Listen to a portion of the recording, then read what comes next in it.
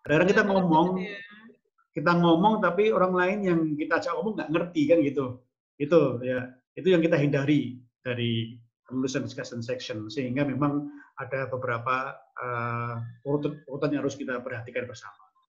Dan memang tadi disampaikan bahwa menulis discussion section adalah hal yang paling sulit ya di antara menulis paper di situ. Tapi memang sebelum sampai ke diskusi ya kita harus punya hasil dulu. Kalau nggak punya hasil ya kita nggak bisa mendiskusikan. Jadi di result nanti akan disampaikan bagaimana art of writing result juga di situ. Result itu nggak mudah juga, jadi perlu effort yang luar biasa untuk itu. Nah, yang pertama adalah explanation of the result. Jadi menjelaskan kepada pembaca. Karena kita membaca itu kan ingin tahu sesuatu.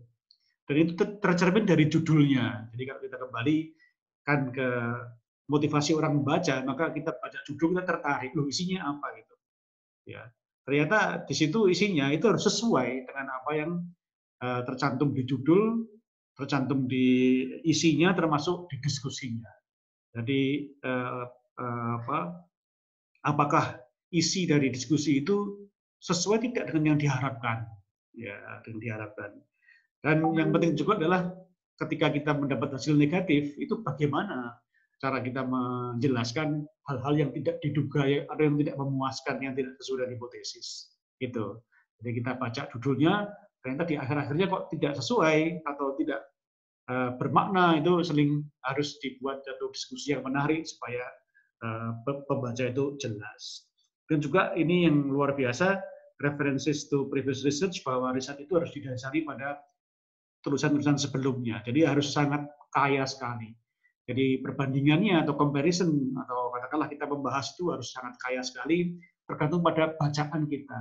Semakin banyak kita membaca, maka semakin banyak diskusi di dalam paper tersebut. Kemudian yang berikutnya adalah deduction dan hypothesis. Saya kira ini juga penting sekali. Nanti kita lihat ya bahwa klaim atau kesimpulan itu harus hati-hati sekali, tidak boleh terlalu bombastis ya, tidak boleh inflating dan sebagainya. Hipotesis saya kira juga tadi kita melihat bahwa harus ada benang merah antara judul tadi saya sampaikan adalah judul, kemudian juga permasalahannya, hipotesis sampai hasil kesimpulan itu harus urut. Jadi jangan sampai pembaca itu kemudian kecewa, loh saya itu berharap dari paper ini dapat ilmu mengenai A, ternyata tidak, isinya tidak seperti itu. Nah, itu berarti kita tadi ya tidak berhasil untuk menjelaskan isi paper itu kepada pembaca. Dan yang penting juga bahwa kalau kita hendak submit ke jurnal, maka discussion itu harus bisa memuaskan reviewer. Nanti kita akan lihat bahwa beberapa kelemahan, beberapa limitation itu membuat di discussion section ya, itu membuat paper bisa di-reject. Itu karena ternyata paper itu tidak memuaskan, tidak memenuhi standar dari jurnal tersebut. Jika reviewer mengatakan, no, ini nggak bisa diterima. Di awal kita submit paper. Gitu. Nah, problem yang utama adalah yang sering kita jumpai bahwa discussion section itu tidak mendiskusikan, tapi hanya sekedar deskripsi dari hasil. Itu yang sering. Jadi hanya deskripsi saja, tanpa mendiskusikan. Jadi harus ada penjelasan, harus ada diskusi, how dan why-nya, bagaimana kaitan hasil dengan hipotesis, bagaimana mekanisme, bagaimana perbandingan-perbandingan dengan antara yang kita hasilkan, result-nya dengan apa yang sudah pernah ditulis, pernah diteliti oleh orang yang lain. Itu harus muncul di situ. Ini memang perlu, sehingga kita harus mempunyai ya beberapa pedoman bagaimana cara menulis discussion. Ini kira-kira seperti itu isinya. Nah, bagaimana kita membuat struktur result itu ada dua sebenarnya. Yang pertama adalah terpisah ya, terpisah. Jadi hasil dulu, result satu section, kemudian berikutnya discussion satu section. Terpisah itu. Yang kedua adalah jadi satu, result and discussion. Ini beda-beda. Ini beda-beda. Kalau kita biasanya bab 3 itu result and discussion. Jadi bab 4 ya. Bab 4 itu result and discussion. Jadi antara result dan discussion itu tidak dipisahkan. Jadi menjadi satu kesatuan. Itu yang sering kita jumpai di situ. Sehingga di sini sekali lagi harus berhati-hati memisahkan antara riset dan discussion. Memisahkan mana yang deskripsi, mana yang mana yang menampilkan atau menayangkan hasil, dan mana yang mendiskusikan, membahas tadi how dan why-nya, itu harus kita berhati-hati. Ya. Jadi presenting part of the results and the discussion itu secara bersamaan. Gitu. Nah, itu tergantung pada guideline-nya, pada petunjuknya yang disampaikan di prodi ya, baik itu di prodi S2, di tesis dan disertasi. Nanti kita lihat bahwa memang beda ya, ada yang digabung antara result dan discussion, ada yang dipisahkan. Atau bahkan jurnal juga begitu, karena dipisahkan antara result and discussion. Ya, saya melihat bahwa kalau di S2, S3 kebanyakan result and discussion itu bareng, tapi kalau di jurnal result itu terpisah dari discussion, gitu. Seperti itu. Ini kita harus sesuaikan sekali lagi dengan guideline masing-masing institusi atau jurnal yang kita tuju. Nah, apa isi dari diskusi? Ini yang menarik sekali. Jadi ada banyak sebenarnya, masing-masing peneliti mempunyai gayanya masing-masing. Ada yang bergaya Eropa, bergaya Amerika, ada yang Harvard, ada yang Oxford, macam-macam gaya masing-macam. Ya. Itu in freedom ya, dalam konteks ini diberikan kebebasan. Tetapi secara umum ada beberapa elemen yang harus masuk, harus ada di dalam discussion section itu, yang harus ada, dan itu yang akan menjadi penentu kualitas dari discussion section. Yang pertama adalah state the major findings. Jadi kita menyatakan temuan utamanya, kita menyatakan keunikan penelitian, kita menyatakan novelty dari apa yang kita tulis itu apa. Itu nomor satu. Jadi kalau di beberapa kali kesempatan saya menyampaikan, nomor satu ini seperti kita mengibarkan bendera. Bendera kita sebagai seorang peneliti, sebagai seorang dosen, sebagai seorang yang berkarir di bidang riset ya. Bendera kita itu apa? Major finding itulah bendera kita. Kalau seorang peneliti misalnya herbal misalnya, maka dengan state of major finding, dengan menyampaikan temuan utamanya, maka saat itulah seorang peneliti mengibarkan bendera. Oh, inilah saya ini ahlinya herbal untuk infectious disease misalnya. Ini herbal untuk cancer. Dan apa keunikan dan novelty dari penelitian itu? Itu masuk di situ. Yang paling penting, yang akan dibaca oleh reviewer, ya, yang akan ditanyakan oleh penguji saat ujian. Tidak pernah lupa itu penguji menanyakan the major finding. Yang kedua adalah arti dari temuan tersebut. Mekanismenya apa? How dan why-nya seperti apa, itu harus dijelaskan di situ mekanismenya. Yang ketiga adalah perbandingan, komparasi dari hasil kita dengan hasil orang yang lain kerjakan seperti apa. Yang keempat, bagaimana penjelasan yang lain dari temuan tersebut, alternative explanations. Apakah ada jalur yang lain? Apakah ada penjelasan yang lain selain yang kita sampaikan? Yang kelima, karena kita di biomedical science, maka kita harus menyampaikan clinical relevance dari temuan itu seperti apa. Bahkan di temuan biomedik pun harus disampaikan clinical relevance. Yang keenam, study limitation. Jadi keterbatasan penelitian. Di beberapa paper dikatakan kelemahan, the weakness, tapi banyak yang lebih setuju dengan limitation. Bukan weakness, tapi limitation. Dan yang ketujuh adalah suggestion for further research. Jadi bagaimana saran-saran kita untuk penelitian berikutnya. Jadi tujuh elemen ini yang harus ada di dalam discussion section. Dan sekali lagi itu tergantung pada seberapa banyak kita menguasai materi, seberapa banyak kita membaca.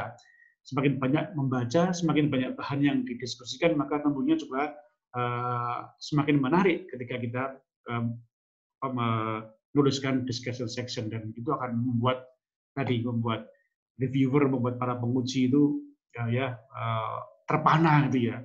Terpana, wah ini hasilnya gitu. Ya meskipun kita memahami bahwa penelitian tesis, penelitian disertasi itu tidak untuk menghasilkan hadiah Nobel. Saya begitu ya ketika kuliah itu. Anda itu kuliah itu tidak untuk menghasilkan Nobel, ya, tapi untuk tadi, bagaimana kita bisa menjelaskan hasil, how to explain the result itu sehingga pembaca itu memahami ya, apa isi dari riset yang sudah kita kerjakan. Itu kita bahas satu persatu. State the major findings of the study, uniqueness, novelty. Jadi alinea pertama diskusi itu dimulai dengan statement, satu pernyataan, ya, the major, temuan utama dari penelitian tersebut. Dalam penelitian ini telah dihasilkan ditemukan bahwa terjadi ada perbedaan ya antara level kadar senyawaan di kasus lebih tinggi daripada kontrol. Yang itu ternyata sangat unik yang ditemukan di penelitian ini. Ya. Ini adalah the very first paragraph in the discussion. Ya, jadi paragraf pertama dari diskusi, kalimat yang ada di discussion section pertama kali, dan dia harus direct, deklaratif, and concise. Jadi harus disampaikan dengan secara langsung, tidak boleh muter-muter, dan dia concise. Concise itu apa? Ringkas dan padat. Ya, ringkas dan padat, concise, menyampaikan isi dari temuan utama dari penelitian kita. Itu masuk di kalimat pertama dari discussion section. Gitu. Kemudian yang berikutnya important menyampaikan bahwa studi ini sesuai, in agreement, ya, sesuai dengan penelitian-penelitian sebelumnya dari A, si B, si C yang sudah mengerjakan hal yang sama. Atau ini bertentangan dengan yang lainnya. Ini unik, ini novel nih. Ya. Itu harus disampaikan di situ. How your study differs from other similar. Kamu ini harus dibedakan nih. Selalu kita menyampaikan kepada mahasiswa, kamu harus bisa membedakan nih apa yang khas, yang unik itu apa. Tolong dipikirkan betul ya, apapun hasilnya. Tentu ada keunikan, apa yang kita kerjakan itu dibanding dengan yang lainnya. Itu kita cari. Dan itu bisa didiskusikan dengan para pembimbing. Bagaimana cara menemukan keunikan atau novelty dari studi yang kita kerjakan. Ya, jadi dua hal itu ya di major finding, temuan utama itu ada dua hal. Statement dari major finding dan keunikan dari atau novelty dari apa yang sudah kita kerjakan. Difference dari keistimewaannya apa? Ini penting sekali. Dan yang kedua, explain the meaning of the findings. Ya. Jadi ini penjelasan pathway, ya. Penjelasan pathway, mechanisms di situ. Ya. To explain the meaning of the findings and why they are important. Mengapa dia penting? Ya. Bagaimana mekanismenya? Detailnya seperti apa? Pathway-nya apa? Gitu.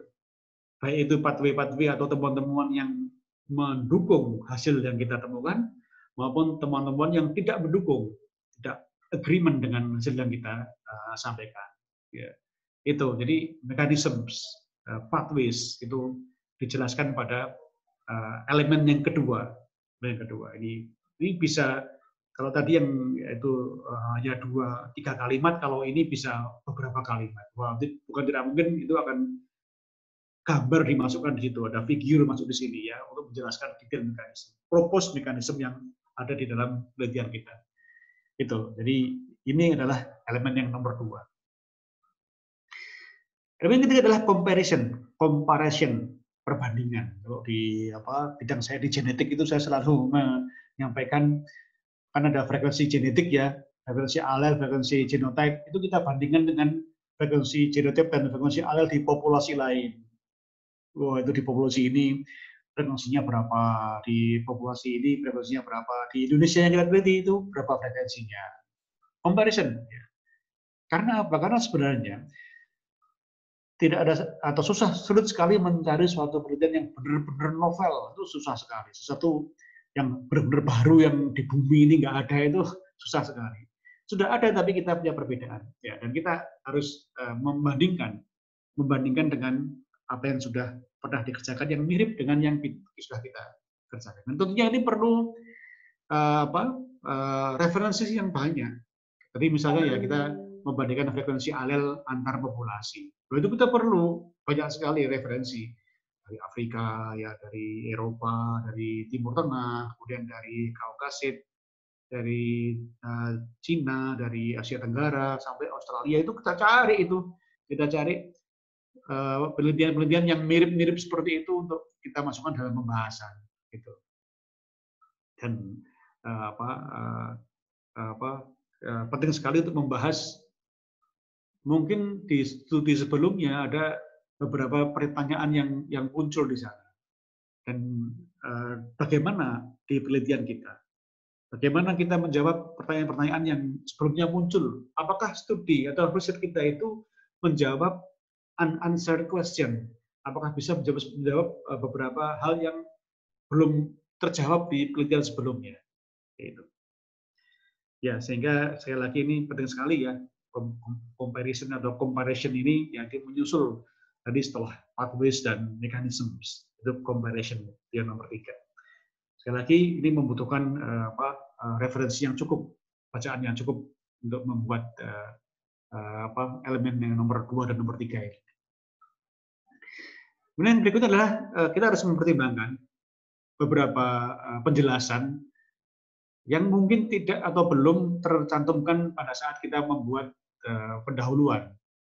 Kita paham ya bahwa ilmu selalu berkembang, dan kita harus objektif melihat perkembangan ilmu itu. Misalnya aja sekarang nanti ada beberapa contoh yang mengenai COVID-19 misalnya. Ini ilmu baru ini COVID ini, karena kita memang nggak tahu ya. Tahun 2019 itu nggak ada publikasi mengenai COVID-19. Tahun 2020 itu ribuan muncul. Dan ternyata apa yang diteliti oleh satu lembaga dengan lembaga lain itu bisa saling bertolak belakang, tidak sesuai satu sama yang lainnya.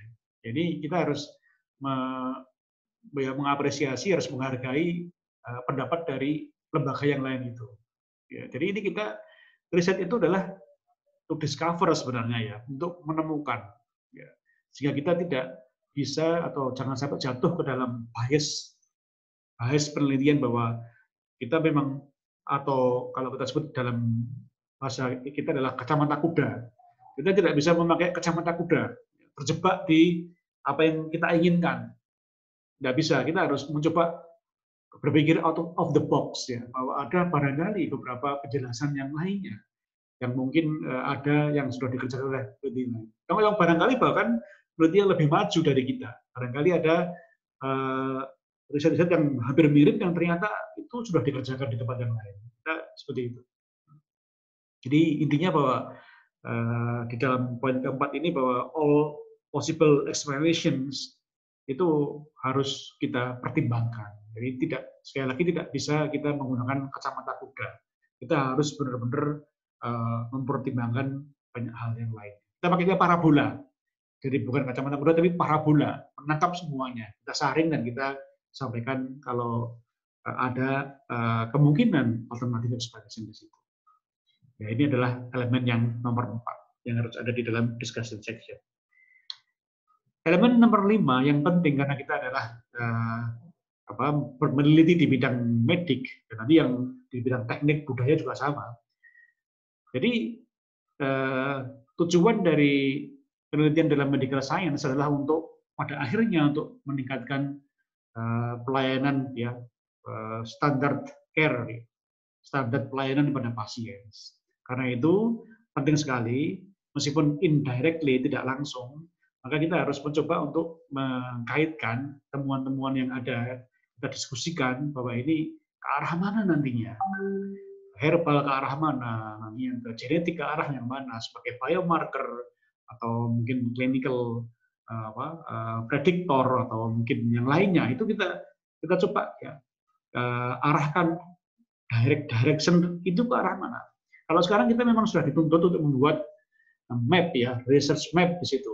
Tentunya kita tidak ada masalah bahwa kita meneliti ini adalah sesuai dengan research map, nanti ujungnya untuk apa, itu tidak ada masalah. Tapi barangkali yang belum punya research map itu harus dilihat dulu.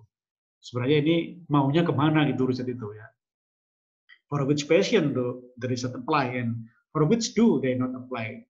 Kapan dia bisa diaplikasikan, kapan yang tidak bisa diaplikasikan. Dan untuk yang beberapa penelitian laboratorium itu juga tidak boleh ya, tidak boleh berhenti di situ. selalu dikaitkan dengan clinical implications. Untuk apa nanti? Dan nanti di suggestion juga setelah bagus ada hasil di animal research, animal studies, in vivo studies, itu mau apa? Apakah mau ke human studies, phase 1, clinical trial, atau kemana? Atau masih harus perlu toxicology research, harus ada safety research, sebagainya. Jadi harus ada direction-nya di situ. Ya. Jadi sampai ke klinik, ini penting sekali. Jadi banyak itu pertanyaan ke arah sana. Nanti kemana nanti penelitiannya? Apakah nanti berhenti sampai di sini? Atau pertanyaannya kalau sudah kembali ke institusi, nanti apa yang mau dikerjakan? Itu sering ditanyakan oleh para penguji dan atau juga para reviewer. Ini what is your purpose? Untuk apa? Ya, untuk apa itu sering muncul di situ. Jadi state the clinical relevance of the findings itu menjadi sangat penting sekali. Yang keenam adalah kita mengakui, kita menyadari bahwa tidak ada satupun riset itu yang sempurna. All studies have limitations, gitu ya. There is no perfect study. Ya, kita ada keterbatasan. Ya, tadi saya menyampaikan bahwa sebagian penulis menyatakan bahwa sebaiknya memakai istilah limitations atau keterbatasan daripada weakness atau kelemahan. Kelemahan itu kayaknya agak gimana gitu ya. Jadi kita mengakui beberapa macam ini nggak bisa nih diulang penelitiannya, wah susah. Atau ini nggak valid datanya, harus ambil data lagi, itu susah. Kita limitation. Misalnya yang sering adalah sample size, itu sering. Kita mentarget misalnya mendapatkan 90 sampel size kasus, 90 size kontornya juga 90, 180, tapi nggak dapat. Sebetulnya 140, 70 kasus, 70 kontor. Bagaimana ini?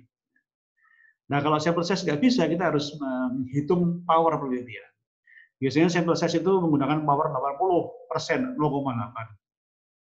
Sehingga dapat angka yang tadi 180. Nah, kalau dapatnya cuma 140 subjek, berarti powernya turun kan? Kita di situ kita diskusikan. Atau mungkin kita matching-nya nggak bagus, kita akui bahwa ini tidak bisa matching kasus, tapi matching-nya grup. Ya, itu seperti itu. Jadi kita tidak bisa satu-satu ya, satu individu kasus di match dengan satu individu kontrol yang sama kriterianya. Tapi kita hanya menghitung grup matching, tidak masalah. Ya, itu kita sampaikan di situ. Atau kita COVID-19 terbatas, ya, sehingga kita tidak bisa melakukan penelitian misalnya langsung tatap muka FGD seperti itu, sehingga FGD-nya itu dengan menggunakan Zoom dengan segala keterbatasannya. Kalau Zoom tidak bisa mengcover semuanya. Itu juga bisa, nggak masalah. Ya. Itu. Ya, jadi yang penting itu. Yang penting kita acknowledge ya, kita menyadari bahwa ada limitation. Tapi hati-hati, limitation itu ternyata justru malah kadang-kadang kalau kita tidak hati-hati dalam menuliskannya itu menjadi alasan jurnal untuk mereject paper tersebut. Kalau di S2 nggak masalah. Itu nanti hipotesisnya nggak terbukti, kita limitation-nya masih, kita analisisnya masih kurang bagus dan sebagainya. Oh, dimaafkanlah kalau di tesis itu, diampuni, tidak ada dosa ya di tangan mahasiswa, nggak ada masalah gitu.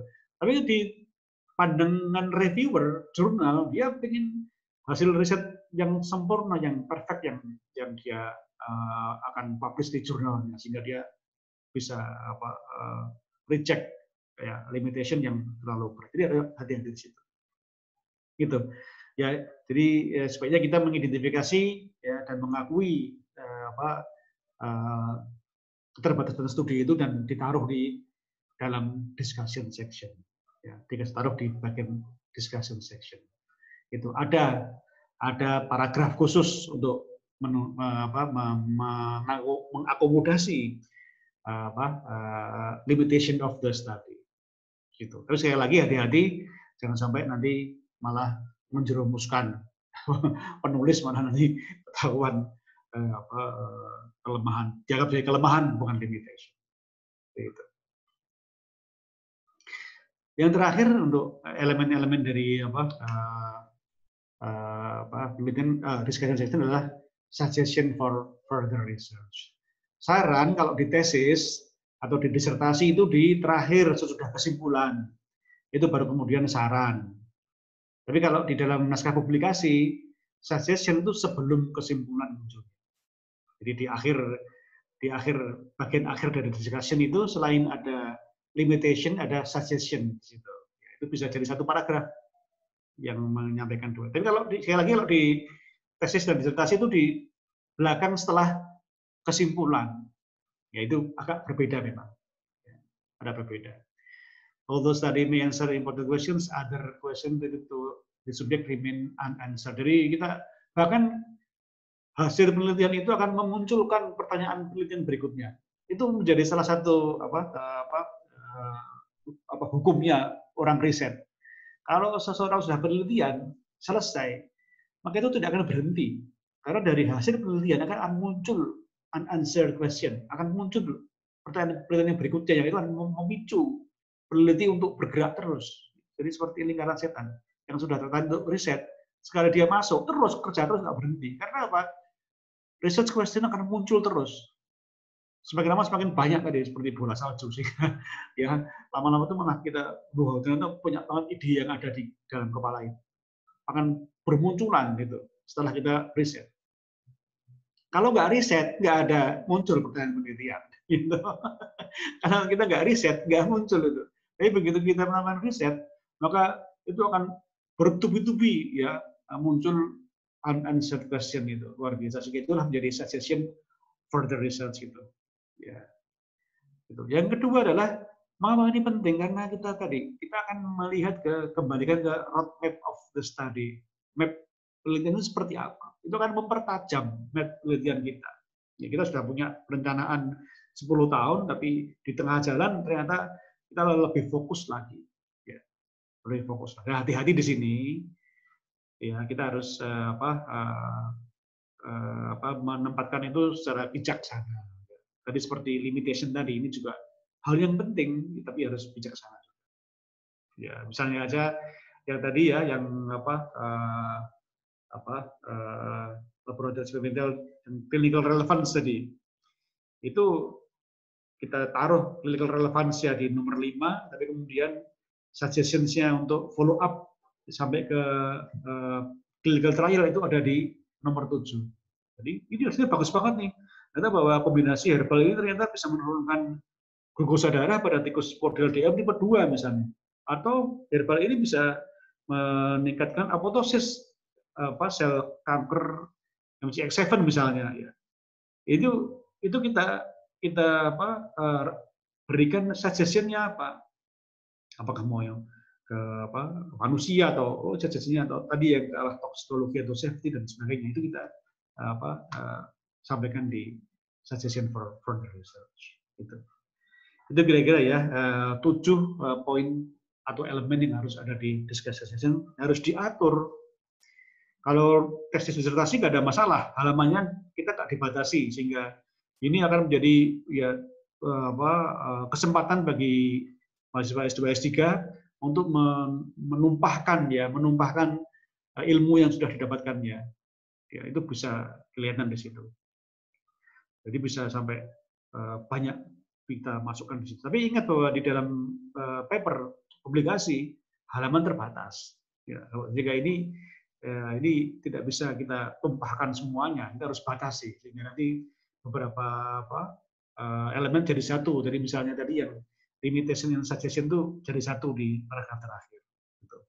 Jadi jika kita bisa menyusun, kita susun dulu ya. Ini main finding-nya apa, kemudian mekanismenya apa, comparison-nya apa. Kita tuliskan dulu. Nanti kita isi diisi satu-satu gitu. Dan nanti akan terbentuklah diskusi yang runtut, yang memenuhi semua elemen yang ada. Sekali lagi 7 elemen ini tidak harga mati. Ini bukan NKRI, ini bukan Pancasila yang harga mati, bukan ya. Ini hanya kira-kira yang umumnya ada di dalam jurnal. Ya, jangan sampai, ini pokoknya harus 7 ini enggak harus, bisa lebih bisa kurang silahkan ya. Tapi kira-kira more less or more or less itu ya 7 elemen ini yang harus ada dalam discussion section. Gitu. Baik. Kemudian ada lima. Ini saya bahas singkat saja. Ada 5 hal yang harus dihindari pada saat menulis discussion section. Yang pertama adalah overinterpretation. Itu nggak benar tuh. Kita sering sekali mendengarkan overinterpretation bahwa bahkan kemarin di COVID itu ada yang dari Surabaya. Itu penelitian di in vitro, masih menggunakan sel lain, masih menggunakan kultur sel virus ya, virusnya COVID-19. Sehingga itu belum bisa jadi kesimpulan bahwa obat itu bisa ke manusia. Belum bisa. Itu harus perlu waktu yang lama. Gitu. Ya. Atau kita sering baca di koran ya, atau di media sosial bahwa ada satu kelompok yang menemukan obat untuk kanker payudara yang bahannya dari herbal. Lah ini overinterpretation. Itu nggak terlalu berlebihan. Itu kira-kira bersama dengan unwarranted spekulasi. Kita tidak bisa berspekulasi ke depan. Jadi misalnya ini sebenarnya kita agak khawatir dengan perkembangan vaksin. Vaksin itu perlu waktu bertahun-tahun untuk dikembangkan. Tapi karena tekanan yang luar biasa, kebutuhan akan vaksin untuk COVID-19, sehingga banyak peneliti yang berspekulasi. Mereka kalau orang nyebutnya orang Jawa itu diijon ya. Diijon, belum ada hasilnya sebenarnya. Yang pasti ini menjanjikan memang, ini sangat promising, ya. Tapi sebenarnya belum pasti. Itu sudah dispekulasi di situ. Itu kita harus berhati-hati, jangan sampai nanti menjadi bumerang ketika kita berspekulasi bahwa ini vaksinnya bagus, ternyata ketika muncul hasilnya ternyata nggak bagus. Bumerang. Yaitu ya kemudian inflating of the importance finding, kita lebih-lebihkan. Jadi temuan utama tadi ya itu saja, kita tidak usah bicara yang lain. Tangensial, jadi kita menyimpang. Jadi malah bicara yang lainnya. Tangensial or not related issues are discussed di situ. Nggak boleh. Ya. Kemudian conclusion that are supported by the data. Jadi kalau kita membuat satu tayangan itu harus konklusi, kesimpulan satu itu didukung oleh data yang mana. Jadi saat membahas, maka kita sebenarnya kan mau ke arah kesimpulan. Itu kita sudah tahu bahwa pembahasan ini nanti akan mengarah ke kesimpulan yang mana, akan menjawab research question yang mana. Itu gitu. Jadi jangan sampai conclusion that are supported by the data. Itu kita nggak boleh sama sekali membuat kesimpulan seperti itu. Jadi harus dibahas dengan baik, dimunculkan kalau statistiknya itu ada P-nya berapa, dimunculkan di situ, kemudian CI-nya berapa, confidence interval-nya berapa, 95% CI-nya berapa, itu kita munculkan di situ. Itulah kesimpulan yang berdasar data. Itu sering sekali muncul bahwa pada ekspresi gen X pada kelompok kontrol lebih tinggi daripada kelompok kasus misalnya gitu. Tapi ternyata setelah dilihat itu P-nya lebih dari 0,05 dan P-nya juga melewati CI-nya melewati 1, itu sering seperti itu. Sehingga dalam kesimpulan itu nanti kalau ada yang kesimpulan ya, itu agak aneh. Kesimpulannya itu adalah bahwa ada perbedaan antara kasus dan kontrol, tapi tidak bermakna. Itu sering seperti itu. Ya. Padahal itu kan tidak bermakna. Ya. Itu kita harus menegaskan dalam pembahasan bahwa ini memang tidak bermakna. Ya kita sampaikan tidak bermakna. Gitu. Jadi conclusion that supported not support by the data itu muncul di discussion ini. Kita harus di situ karena harus nyambung ini. Kita mengatakan bahwa ini ternyata P-nya lebih dari 0,05, tapi kesimpulannya bermakna, nggak nyambung. Nggak nyambung. Jadi itu harus nyambung. Jadi harus sesuai dengan data yang ada di result. Nanti akan dicari soalnya. Itu kira-kira ya beberapa hal yang harus dihindari ketika kita menulis discussion. Ya. Jadi overinterpretation, unwarranted speculation, inflating the importance of the findings, tangensial, dan conclusion that misleading, not supported by the data. Itu kita hindari betul. Dan kita harus konsisten ya dari awal sampai akhir mengawal research question. Kita kawal itu. Jadi kita sebut sebagai benang merah. Ya, situ. Ini kira-kira ya beberapa contoh ya. Beberapa contoh discussion section yang ada di paper-paper mengenai COVID-19. Ini masuk di situ. Ini bisa dilihat nanti kalau ada yang pengen papernya bisa saya share nanti. Jadi kalimat pertama ini atau paragraf pertama itu adalah temuan utamanya, uniqueness, novelty. Apa novelty-nya? Novel coronavirus term 2091 nCoV has been identified. Itu adalah temuan utamanya. Temuan utamanya adalah kita menemukan obat herbal yang bisa menekan pertumbuhan sel kanker. Itu temuan utamanya. Kita menemukan bahwa kadar senyawa X pada pasien lebih tinggi daripada pada kontrol. Itu teman-temannya di situ itu. Ya, higher concentration of higher level of substances di situ. Itu teman-teman di situ. Kemudian di sini menceritakan sedikit isi dari temuan itu, bahwa ternyata yang ditemukan ya bahwa novel nCoV ini adalah mirip dengan nCoV yang ada di kelelawar. Ini, jadi kalimat pertama, paragraf pertama itu isinya. Jadi dua komponen pertama tadi yang harus ada di discussion section. Masih dari paper yang sama, ya. Ini adalah discussion, prosesnya, mekanismenya. Bagaimana bisa muncul novel coronavirus? Ternyata bahwa laju mutasinya, tadi Dr. Arfi tadi bilang mutasi itu apa tadi? Atau evolusi itu adalah 10 pekan 40 setiap tahun. With mutation arising during every replication of the cycle. Itu mekanismenya. Oleh karena itu, it is striking that the sequence of novel COVID from different patients described here were almost identical with greater than 99.9% sequence identity. Ini luar biasa, dari sekian banyak sampel ternyata hampir mirip 100%. Ya, jadi muncul di sini. Kemudian yang berikutnya, nah ini comparison. Previous studies have uncovered several receptors that different coronavirus bind to, such as ACE2 receptor for the SARS-CoV. Dia membandingkan ya antara temuan yang dia dapatkan dengan temuan dari peneliti yang lainnya. Seperti itu.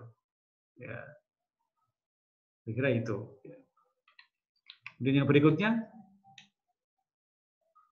ini sudah. Nah ini kepentingan klinisnya seperti apa? Itu modeling kan. Dia punya sequence itu modeling. Modeling dari nCoV dengan reseptornya. RBD, reseptor binding domain, ACE2 interaction. Ini penting sekali untuk diteliti. Ya, dia dengan mengetahui sequence dia bisa membuat modeling, dan dengan membuat modeling ya ini potential animal host and likely animal models disease provide a robust test, dan nanti bisa translational and public research communities with predictive insight that may help study and battle. Jadi dengan dia mengetahui sekuensnya, mengetahui modelingnya, dia akan berharap bisa ditranslasikan, bisa untuk battle, jadi bisa untuk melawan, untuk berdamai, untuk berdamai ya. Kita akan melawan atau memerangi novel coronavirus itu. Jadi ini penelitian basic ini, tapi sampai ke clinical correlation. Gitu. Nah, dan yang terakhir bilang nih,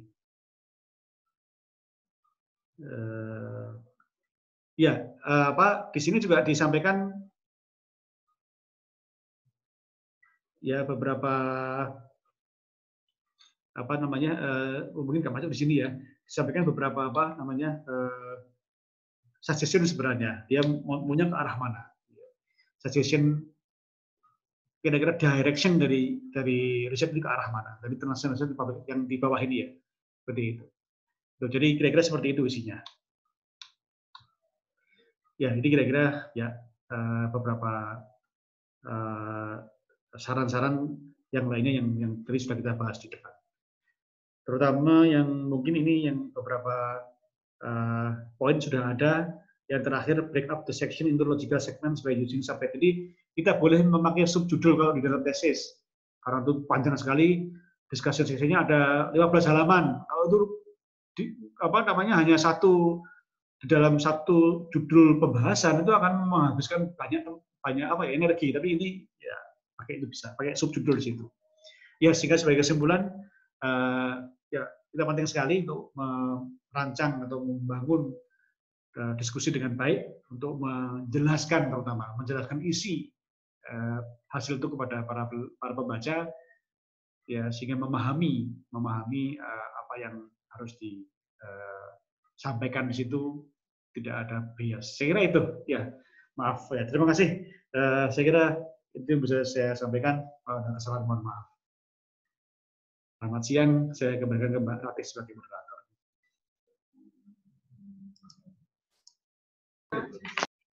Ya, pertanyaan dok. Yang pertama dari Dr. Greta UAD, Dr. Hamim, saya izin bertanya, bagaimana menulis diskusi yang menarik pada penelitian dengan hasil yang tidak signifikan atau tidak sesuai dengan harapan? Terima kasih. Iya, terima kasih. Jadi itu tadi ya tantangannya di situ. Jadi bagaimana kita membuat diskusi yang menarik untuk hasil yang tidak signifikan. Jadi begini, kadang-kadang hasil yang tidak signifikan itu malah menjadi pijakan untuk riset berikutnya. Ada satu profesor yang mengatakan, salah satu guru kita menyampaikan, berarti itu tidak sesuai dengan teori yang sudah ada. Artinya kita memakai tadi elemen yang keempat ya, alternatif pathways. Jadi peneliti di sini harus pinter-pinter mencari alternatif pathways, alternatif explanation yang menjelaskan mengapa kok ini sampai tidak signifikan. Kita dicari betul itu. Dan baiknya adalah di dalam satu riset yang tidak terbukti, dan maka di situ dikatakan bahwa grand teorinya itu kan berarti tidak sesuai dengan hasil, maka mungkin saja kita bisa membangun teori yang baru. Artinya ini teori yang lama yang kita gunakan sebagai dasar riset itu tidak bisa dipakai. Kita akan memakai alternative explanation yang itu akan memicu riset berikutnya. Jadi gitu. Jadi ringkasnya, kalau kita menghadapi satu hipotesis yang tidak bermakna, maka yang pertama adalah kita mencari alternative explanations sebanyak mungkin, ya. Kemudian yang kedua, kita munculkan banyak suggestions itu. Limitation kalau ada dan suggestion di situ. Ke arah mana nantinya riset ini itu akan bergerak kalau ternyata tidak bermakna. Itu. Jadi itu yang kira-kira akan menarik perhatian para pembaca termasuk reviewer. Dan itu tidak masalah. Tidak apa-apa. Banyak sekali publikasi yang berjudul No relation between. There is no relationship between what and what. There is no, ya, banyak seperti itu. Jadi judulnya memakai kalimat negatif, tapi bisa bisa diterima oleh jurnal. Ya, saya pernah publish ya, there is no correlation between polymorphisms and satu fenotype tertentu, itu dan diterima, tidak masalah. Itu ya. Tapi kita penting tadi menjelaskan alternatif pathways ya, alternatif explanation seperti apa yang bisa kita gunakan di situ. Ya, saya kira itu, ya. Dan dari Dr. Ekawati Lahaksari UGM, tadi disebutkan ada limitation. Perlukah disampaikan kekuatan atau kelebihan penelitian? Terima kasih. Ya, kelebihan temuan utama kita disampaikan di depan. Kalau itu berupa suatu metode yang kuat, itu boleh disampaikan di depan. Jadi tidak hanya satu, mungkin tidak hanya satu temuan utama, bisa dua temuan utama. Satu di hasilnya, jadi yang memang berkaitan dengan research question, satu di tadi best practices-nya, itu bisa masuk di situ. Ya. Tapi itu yang harus benar-benar kuat ya. Artinya yang benar-benar kalau kita mau menuliskan dua temuan utama, maka itu harus punya alasan yang cukup kuat. Itu. Jadi strongnya di situ ya, di awal tadi. Tapi memang tidak lazim di dalam satu paper kita menyampaikan kekuatan yang sebenarnya itu sudah umum didapatkan. Jadi kalau yang sangat unik saja itu yang bisa kita sampaikan di main finding-nya, di temuan utamanya sendiri. Jadi sekali lagi, biasanya cuma ada satu temuan utama. Kekuatannya bisa ditambahkan, tapi itu harus dengan saya contoh ini ada ini. Jadi yang menggunakan metode baru. Jadi menggunakan misalnya yang pernah saya baca dari salah satu mahasiswa S2 itu menggunakan three arms primer itu ya masalah ya, yang dari histologi itu. Jadi dia temuannya mengenai kanker, tapi ada tambahan temuan bahwa dengan metode yang baru yang lebih murah, lebih cepat, dia bisa men-screen salah satu genetic variation misalnya. Boleh ditambahkan di situ. Ya. Masih ada lagi nggak? Statement yang menarik pada pembukaan discussion jika terdapat lebih dari satu variabel atau asosiasi antar variabel yang akan ditampilkan, terutama jika ada variasi hasil, ada yang signifikan dan ada yang tidak signifikan. Ya. Baik, kita punya hipotesis, 5 hipotesis, ya kan? Ada yang terbukti, ada yang signifikan, ada yang tidak signifikan. Yang kita tampilkan adalah yang utama, yang paling utama di situ kita tampilkan. Jadi apa hasil yang paling utama, yang paling menarik, yang paling unik, pertanyaan utama penelitiannya seperti apa. Jadi kita pilih satu saja. 2 tapi hati-hati sekali ya. Yang paling sering itu ya satu aja. 2 boleh tapi harus dengan alasan yang kuat. Yang lainnya gimana? Yang lainnya masuk di pembahasan. Ya jadi tadi kan ada beberapa hipotesis itu dibahas satu persatu di dalam pembahasan. Karena itu tadi di dalam advice tadi ya beberapa saran itu ada membuat subjudul kan di pembahasan. Itu diantaranya itu untuk mengakomodasi adanya hasil sampingan, hasil dari hipotesis 3, 4, 5 itu ada. Kita buat subjudul di situ. Tapi sekali lagi yang menjadi main atau hasil utama adalah satu. Itu yang kita kibarkan bendera kita, menjadi ciri dari kita itu hanya satu hasil utama. Itu yang kita bedah betul, kita telaah betul hasil yang mana yang hendak harus kita sampaikan di situ. Ya.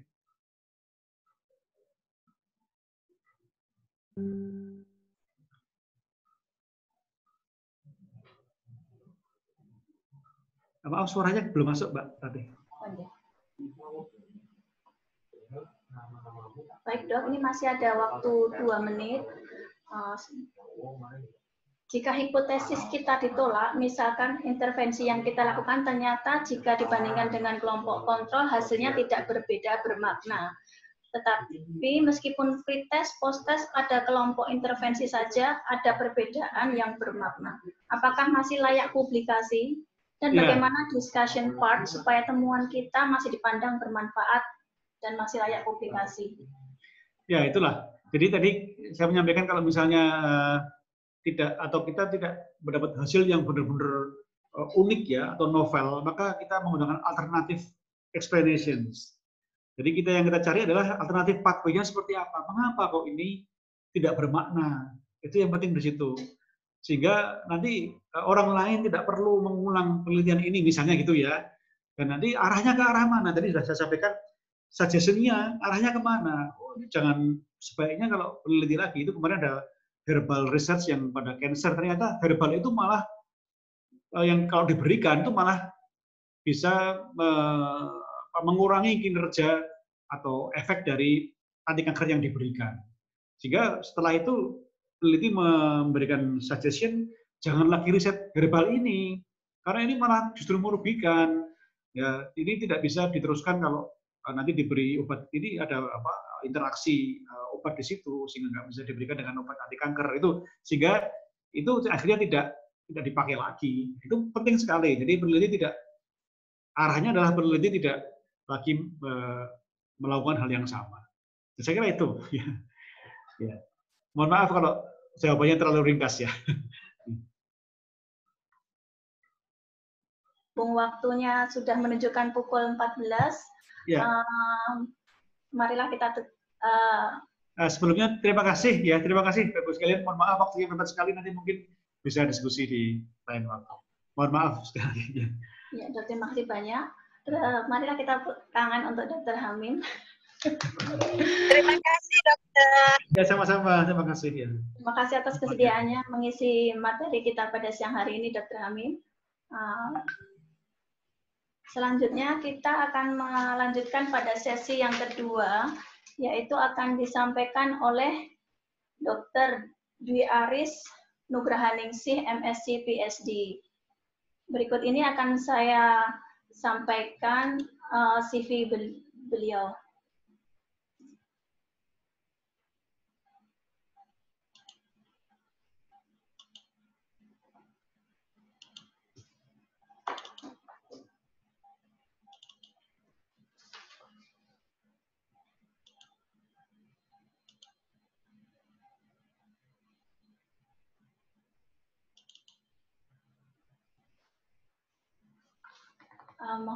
Ini akan saya bacakan CV Dr. Dwi Aris Agung Nugrahaningsih.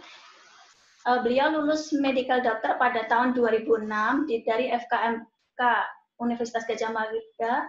Kemudian beliau menyelesaikan pendidikan S2-nya di Ilmu Kedokteran Dasar dan Biomedis Fakultas Kedokteran Universitas Gadjah Mada. Kemudian beliau menyelesaikan doktor di Medical Science di Kobe University pada tahun 2013.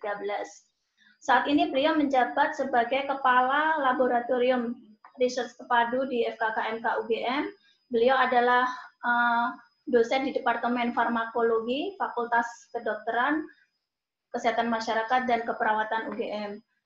Kita tidak perlu meragukan lagi, banyak sekali tulisan oleh Dr. Dwi Aris, terutama yang dari 2020 juga sudah produksi sekali. Tanpa perlu panjang lebar, saya mempersilahkan kepada Dr. Dwi Aris untuk menyampaikan materinya mengenai materials, method, and results. Kepada Dr. Dwi Aris, waktu saya persilahkan. Terima kasih Dr. Ratih. Apakah suara saya terdengar?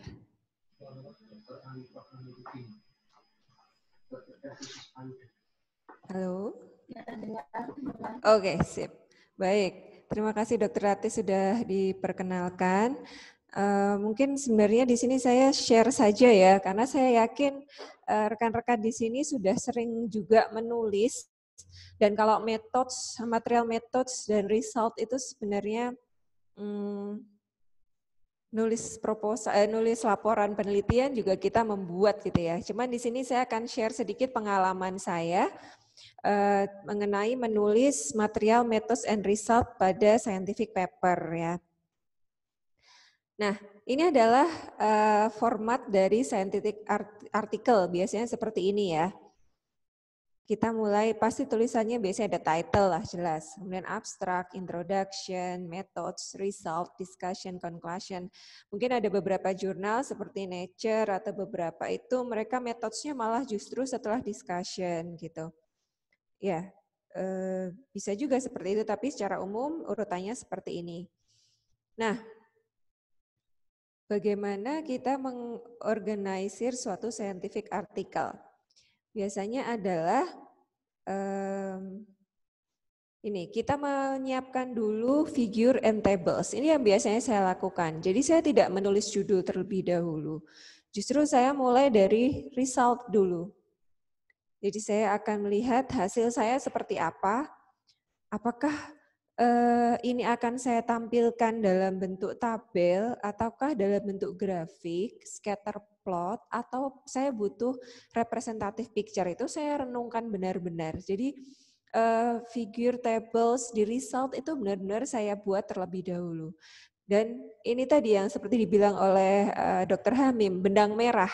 Jadi result yang pertama, kedua, ketiga itu biasanya saya letakkan dalam PowerPoint, kemudian saya sudah bisa membayangkan saya mau cerita apa. Saya mau cerita apa dengan hasil saya ini. Jadi ini yang makan waktu cukup lama untuk saya ketika saya sudah mendapatkan hasil, saya buat analisis statistiknya, kemudian saya letakkan dalam PowerPoint presentation. Kemudian setelah itu saya melihat membuat methods-nya.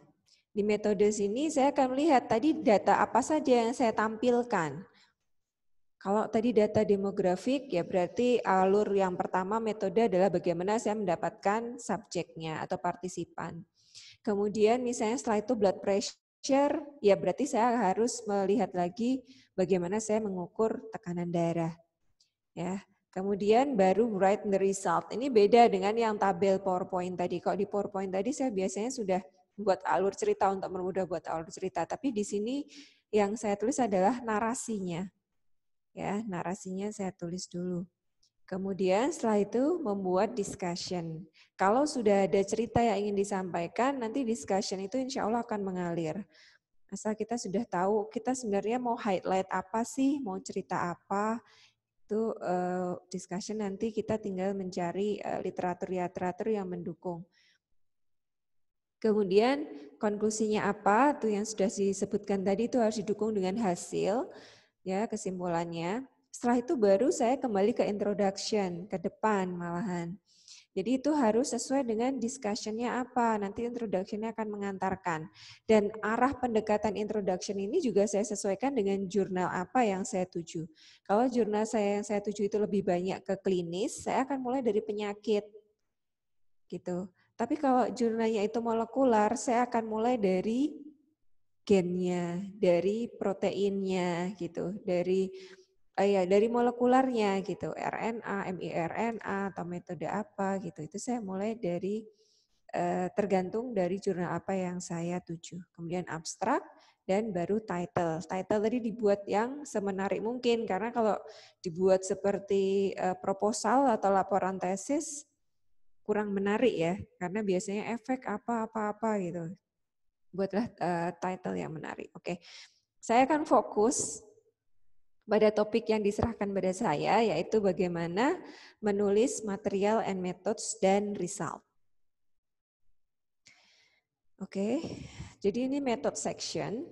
Method section itu apa? Adalah bagian dari proposal atau research paper, jelas ya. Kemudian di sini dia mendeskripsikan material dan metode yang digunakan untuk mendapatkan data. Bahannya digunakan apa? Metode yang digunakan itu bagaimana gitu.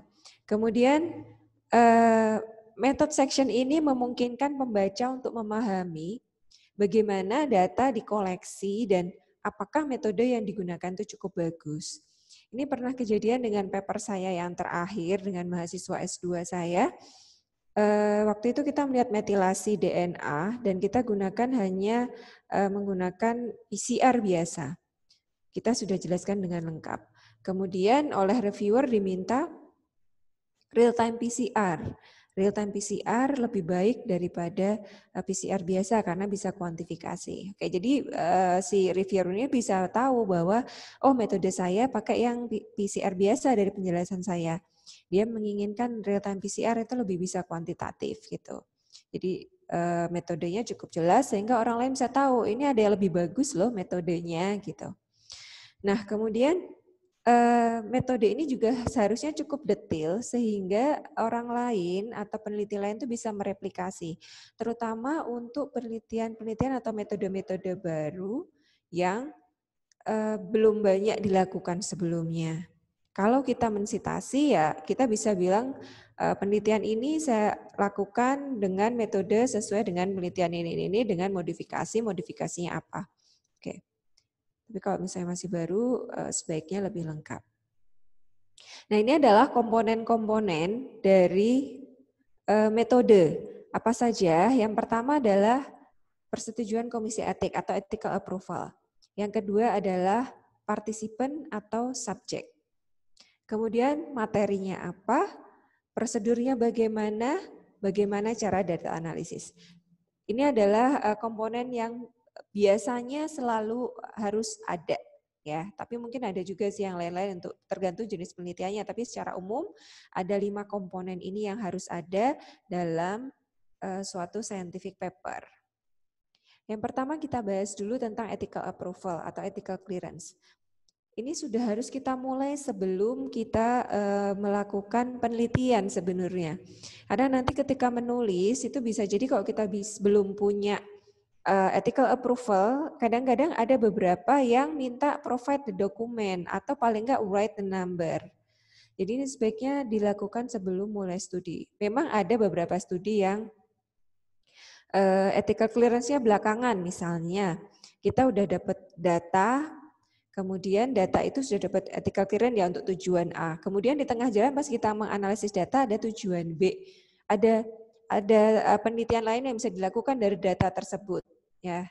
Nah, ini kita bisa mengajukan lagi setelah kita punya datanya, terus kita bisa mengajukan ethical clearance dengan mengatakan bahwa data menggunakan data yang sebelumnya yang telah mendapatkan ethical clearance, misalnya seperti itu.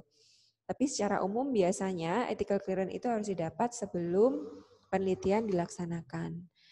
Kemudian harus ada pernyataan bahwa ada informed consent. Ini terutama untuk penelitian-penelitian yang memang dia itu menggunakan partisipan manusia ya.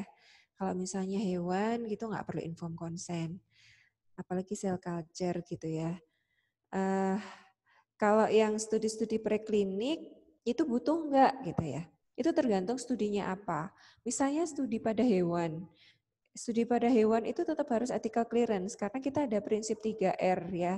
Replace, reduce, refine. Mereka akan melihat, jadi komisi etik akan melihat apakah studi yang kita lakukan itu mengikuti prinsip-prinsip 3R tadi. Kemudian in vitro kan pakai sel gitu ya.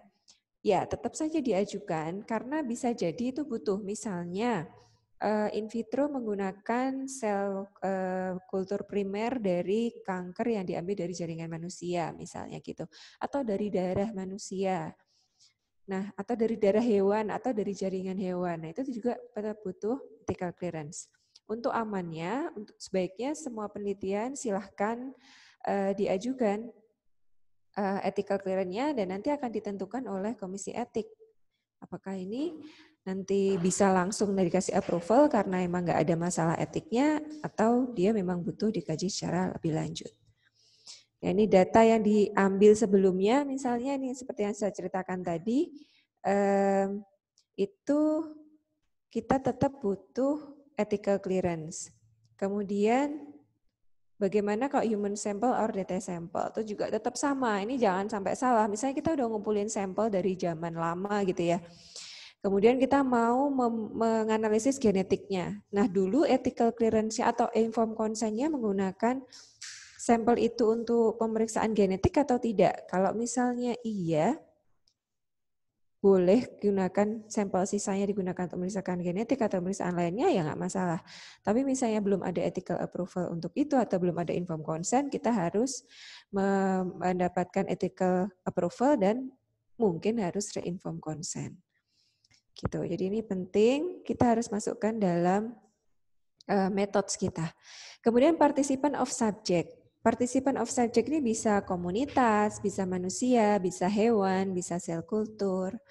Kemudian apa yang ada di dalam studi itu, siapa yang masuk dalam studi tersebut, karakteristiknya bagaimana. Jadi harus ada inklusi kriteria, eksklusi kriteria, dan perlu ditekankan di sini bahwa kriteria eksklusi itu tidak sama dengan bukan kriteria interinklusi. Misalnya kriteria inklusinya hamil, kriteria eksklusinya tentu saja nggak bisa nggak hamil gitu ya. Kemudian berapa banyak jumlah sampelnya itu juga harus dijelaskan. Kemudian bagaimana cara samplingnya. Ya, ini adalah contoh misalnya sel line. Cara menulisnya misalnya ini ya, C2C12 cell line was obtained from Mac. Kemudian sel ini di-provided, nih bisa juga seperti ini ya, karena kita mungkin nggak beli tapi dikasih. Ini salah satu bentuk acknowledgement juga bahwa kita itu dibantu. Ini adalah contoh dari paper saya dengan mahasiswa S2 juga. Di sini desain studi ditulis, kemudian ethical approve-nya ditulis, kemudian subjeknya siapa, petani gitu ya, usianya berapa, kemudian siapa yang masuk dan siapa yang dikeluarkan dari studi. Kemudian ini juga dengan mahasiswa PPDS, di sini juga ditulis metodenya menggunakan tikus ya, tikus berat badan sekian, usianya sekian, dan dia sudah mendapatkan approval ya di sini. Jadi sudah mendapatkan obtain ethical permission about research using experimental animal from our institution ethics commission. Walaupun nggak sampai ditulis nomornya, tapi sudah ditulis mendapatkan izin gitu. Kemudian material. Material ini kita harus mendeskripsikan equipment-nya apa yang digunakan. Kemudian materialnya apa saja. Ya, jadi kita harus describe equipment-nya, specific description dari materialnya juga. Misalnya, kalau material-material itu tidak commercially available, seperti yang saya sampaikan tadi, kita bisa bilang bahwa the isolate used was generously prepared by profesor siapa dari lab mana, gitu. Oke, kemudian untuk material, equipment yang digunakan itu silahkan dituliskan spesifikasinya, ya jika memungkinkan. Misalnya, misalnya ada modifikasi, silahkan membuat ilustrasi atau gambarnya ya. Misalnya kita udah pakai alat A yang sudah dikenal, tapi kita bikin modifikasi di alatnya gitu. Ya itu harus disampaikan karena itu mungkin berbeda. Nah ini contohnya untuk penulisan alat, misalnya adalah kuantitatif. PCR was performed using cybergreen apa dari Sigma, kemudian di-run pada mesin apa. Gitu. Kemudian, nah ini adalah bagaimana mendeskripsikan material. Kalau di animal, ini sebenarnya ada di guideline ARRIVE ya. Kalau teman-teman yang bekerja dengan hewan coba bisa dicari guideline ARRIVE itu guideline untuk menuliskan laporan dari penelitian yang menggunakan hewan coba. Ya ini untuk animal itu biasanya kita harus menunjukkan spesiesnya apa atau strainnya apa yang digunakan. Kemudian usianya, jenis kelamin, kemudian berat badannya gitu. Kemudian kondisi fisiologis atau patologisnya bagaimana? Apakah dia sedang hamil, dikastrasi, bagaimana cara memeliharanya, makanannya apa, supplier makanannya apa gitu, atau supplier si animal sendiri dari mana? Jackson kah, Charles River kah, atau dari lokal ya kalau di Indonesia itu bisa di lab-lab yang sudah punya sertifikat untuk breeding. Kemudian animal diet-nya ini juga harus dideskripsikan apakah dia mendapatkan makanan yang biasa, standar CHO atau high fat, high glucose, high fructose atau apa. Kemudian misalnya dia berbeda, makanannya itu harus dijelaskan apa sih kandungannya gitu. Nah, bagaimana kalau materialnya itu adalah bentuk obat? Nah, kalau obat itu kita harus menjelaskan generic name-nya. Jadi jangan misalnya paracetamol ya terus panah titik-titik gitu ya, bukan. Kita ya acetaminophen, kemudian kalau ini suatu bahan kimia yang baru mungkin struktur kimianya gitu. Kemudian suppliers name-nya mana, apakah dari Pfizer atau dari mana gitu yang lain. Kemudian bagaimana cara pemberiannya ya, ini misalnya ini yang sering kadang-kadang lupa ditulis, yaitu cara pemberiannya bagaimana, intravena, oral, topikal, berapa banyak dosisnya, berapa kali pemberiannya, durasinya, berapa lama, karena ini akan mempengaruhi nanti misalnya hasilnya itu dibandingkan misalnya dibuat systematic review gitu ya, yang ini mungkin durasinya lebih pendek daripada studi yang lain. Jadi studi kita itu harus jelas berapa lama pemberiannya, misalnya gitu, berapa dosis dan frekuensi. Oke, kemudian bagaimana kalau ini sel kultur? Nah, kalau sel kultur itu kita harus jelaskan dia source-nya dari mana. Misalnya sel lain kita dapat dari mana nih? Dari Merck, dari ATCC atau dari mana? Kemudian apakah ada treatment sebelumnya atau prosedur sebelumnya yang dilakukan pada tisu atau kultur? Misalnya yang pernah kami lakukan tuh mendapatkan kultur fibroblast dari kolon tikus gitu ya. Tikusnya sebelumnya misalnya di anastomosis dulu, digunting ususnya, kemudian dijahit lagi, terus kita habis beberapa hari kita ambil anastomosisnya, kemudian diisolasi fibroblastnya. Nah, Ini harus dijelaskan sebelumnya, karena akan beda kalau nanti fibroblastnya itu diambil dari fibroblast kolon hewan yang sehat, gitu.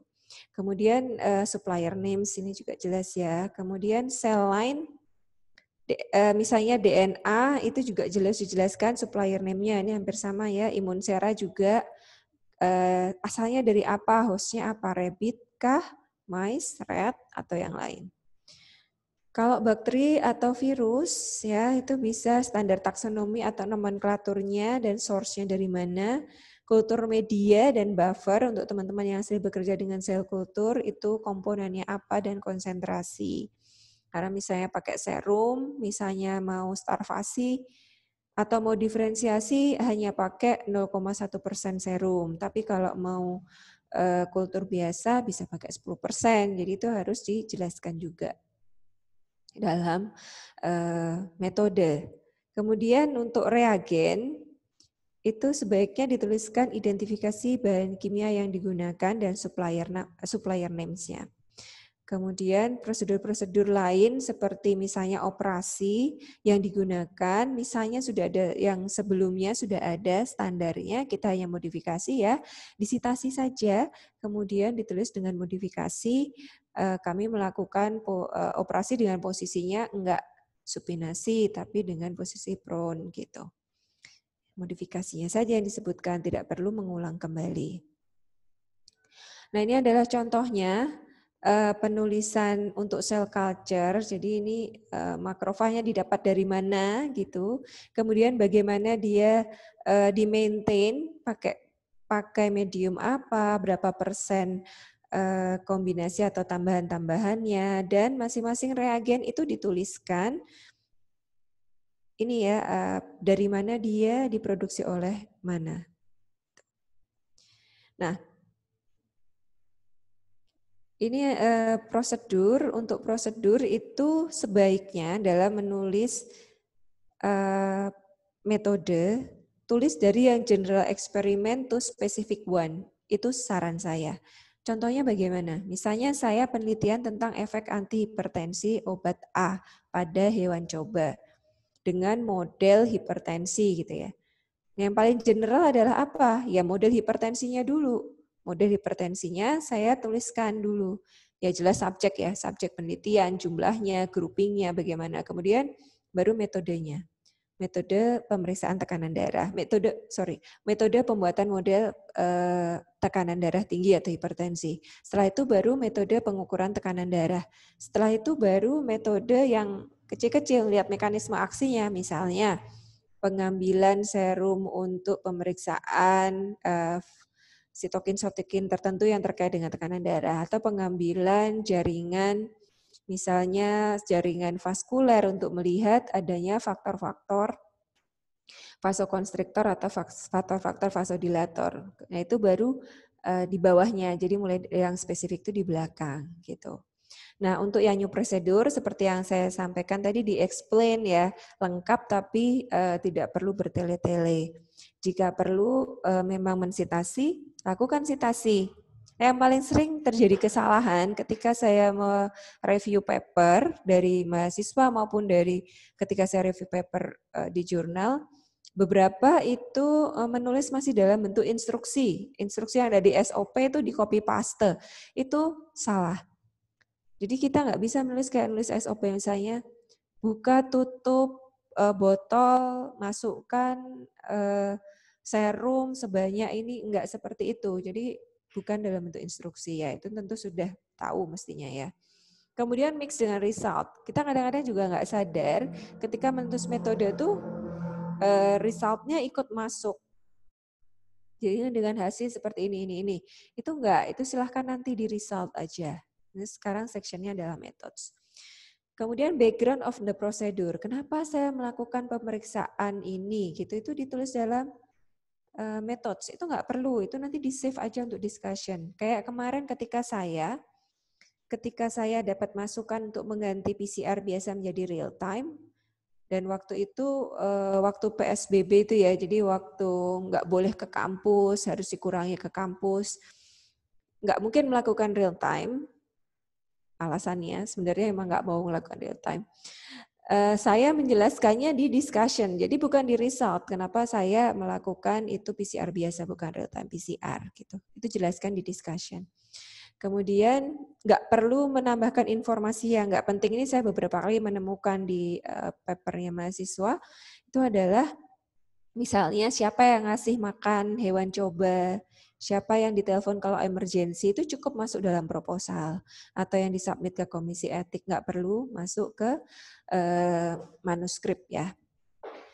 Nah, di sini kita harus tahu juga ketika tulis metode tadi, variabel apa yang dihitung atau diperiksa ya. Jadi kan pertanyaan penelitian biasanya ada main outcome, secondary outcome gitu ya. Jadi ini harus kita tuliskan metode untuk mendapatkan outcome tadi.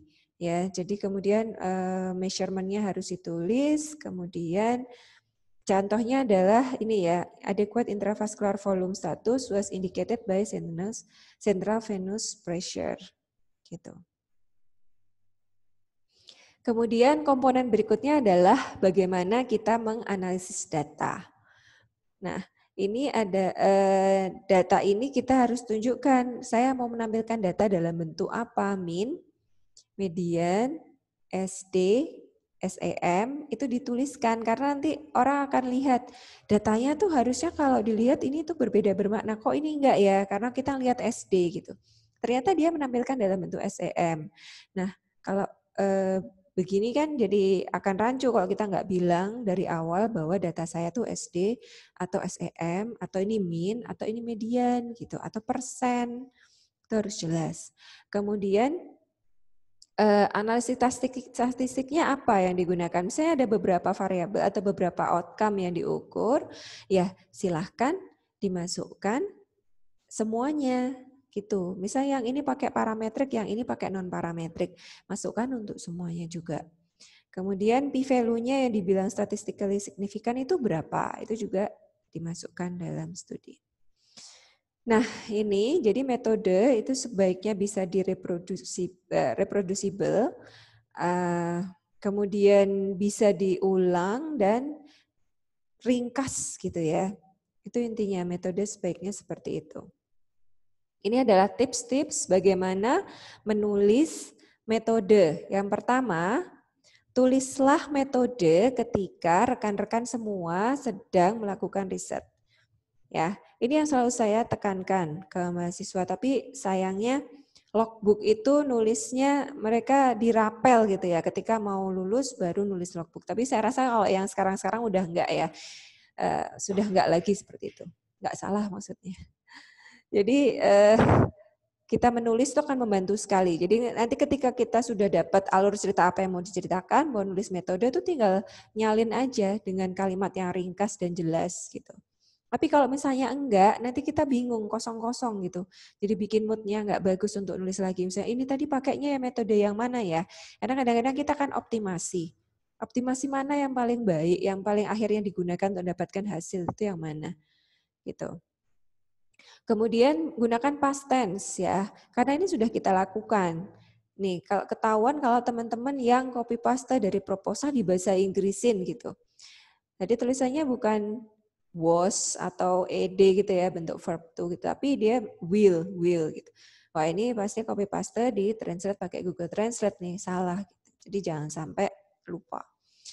Nah, kemudian nah ini tadi general to specific. Kemudian kalau bisa metode itu urutannya sesuai dengan result. Jadi result hasil apa yang ditunjukkan di grafik 1, tabel 1 atau apa yang di nomor 1 itu nanti itu ada di awal di metode. Kemudian nah, jangan lupa mensitasi metode yang sudah digunakan. Kalau kita menggunakan metode yang sebelumnya sudah ada gitu. Jadi kita niru gitu. Kemudian statistical testnya itu dijelaskan ya. Jangan secara umum kita pakai SPSS atau Prisma atau pakai apa. Bukan seperti itu, tapi metodenya apa? Pakai ANOVA kah, TITES kah, pakai apa yang digunakan gitu ya. Nah, ini tips lagi, sebenarnya kita bisa cek rechecknya sebelum kita submit sebelum kita nulis itu juga bisa ada guideline. Ini bahkan bisa kita gunakan ketika kita membuat proposal. Misalnya kita mau clinical trial, itu komponen apa yang perlu diperhatikan. Itu ada di consort checklist ya. Kemudian kalau clinical trialnya untuk herbal, ada consort herbal. Kemudian ini untuk cohort, case control cross-sectional ada STROBE-me untuk yang molecular epidemiology, diagnostic accuracy ada START, meta-analisis dan systematic review bisa pakai PRISMA, case report bisa pakai CARE, dan animal study ada ARRIVE. Ini bisa dirujuk ketika teman-teman buat proposal juga, rekan-rekan sekalian bisa melihat di sini, oh ternyata tuh kalau clinical trial ini tuh penting, jadi saya harus mempertimbangkan ini juga. Untuk menulis juga penting, jadi ini harus ada komponen ini, gitu ya. Ini contohnya, misalnya Heber Medicine itu produknya apa saja, nama Latin, produk name-nya, kemudian sudah diregistrasi di mana, karakteristiknya apa, bagian tanaman mana yang digunakan, daunnya, batangnya, akarnya, umbinya, buahnya, yang mana, bagaimana cara memberikannya, dosisnya, dan sebagainya. Kemudian ini ARRIVE yang untuk hewan coba ya, ini saya masukkan ini karena saya juga pernah ketika saya submit di BMC Farmakologi and Toksikologi untuk hewan coba, mereka mengirimkan saya ARRIVE checklist. Apakah studi Anda sudah mengikuti ARRIVE checklist gitu. Jadi alangkah baiknya untuk teman-teman yang akan submit itu bisa cari checklist apa sih, ada guideline apa sih yang bisa digunakan gitu. Ini juga ada STROBE yang molecular epidemiology, itu ada tambahan lagi untuk biological sample collection. Itu apa saja yang harus dideskripsikan di dalam semuanya, mulai dari introduction sampai conclusion ya. Oke. Nah, itu tadi tentang metode, saya lanjut ke result, karena saya ternyata kebagian sampai result. Jadi untuk di result itu silahkan ditampilkan data-data penting dari penelitian rekan-rekan semua tanpa menginterpretasi ya. Jadi enggak, saya BMI ya segini berarti lebih banyak yang obes gitu. Enggak perlu, cukup dituliskan aja apa adanya. Kemudian tampilkan data itu dengan urutan yang sesuai dengan metode. Ini saya sudah sebut waktu di metode tadi ya. Gitu. Kemudian untuk semua result yang ditampilkan, jangan lupa menulis metodenya. Ini saya beberapa kali juga melihat hasil seperti ini ketika review. Loh, kok ini ada hasilnya tapi metodenya nggak ditulis gitu. Kan ini namanya simsalabim ya, sulapan. Nah, untuk writing result section itu biasanya ini yang juga saya sudah sampaikan tadi, biasanya raw data itu dianalisis statistik, kemudian diinterpretasi ini maksudnya gimana dibandingkan dengan kontrol positif, dibandingkan dengan kontrol negatif, bagaimana, buat konklusi dulu, buat story dulu. Ini yang paling lama menurut saya, jadi kayak bertapanya tuh lama. Misal apalagi kalau hasilnya tuh unexpected ya, nggak sesuai sama hipotesis. Kalau sesuai dengan hipotesis saja mungkin gampang. Karena kita akan ngikutin cerita yang sudah ada dalam pikiran kita ketika membuat proposal, sudah ada di introduction-nya gitu. Tapi kalau ini ceritanya tuh unexpected result yang saya sendiri sering alamin seperti ini. Jadi saya harus analisis kembali, kemudian interpretasi dan buat cerita lagi. Setelah buat cerita, baru kita arrange table dan figurnya sesuai dengan alur yang kita inginkan, sehingga orang itu mudah memahami. Baru setelah ini gunakan ini untuk menulis narasi. Oke. Nah, setelah tadi kita sudah ngatur datanya statistically signifikan atau enggak dan sebagainya, kita perhatikan juga bagaimana data ini paling bagus ditampilkan. Karena pilihannya banyak. Bisa bentuknya kita tulis narasi saja. Bisa juga bentuknya figur, kita tampilkan gambarnya. Bisa juga grafik. Dan bisa juga tabel, mau seperti apa, mana yang mau kita pilih.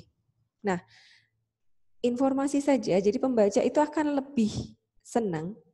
Pertama tuh lihat tabel dan figur daripada baca narasi yang banyak ya, urutan gitu. Ini aja kalau kita ngasih tugas ke mahasiswa, mereka mesti nyari yang tulisannya sedikit gitu. Kenapa? Malas bacanya. Mereka akan lebih lihat di gambar atau tabel gitu.